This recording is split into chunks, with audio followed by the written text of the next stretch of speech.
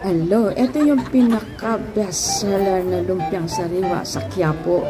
Ito ay late upload ko nung kami ay nagsimba sa Quiapo ng mga anak ko before ako nag-flight. At ito ang natikman ko na napakasarap na lumpia at pinag-aagawan at talagang pinipilaan ng mga tao dahil sabi nila napakasarap daw. At ako'y first time ko talagang matikman at grabe ang sarap talaga.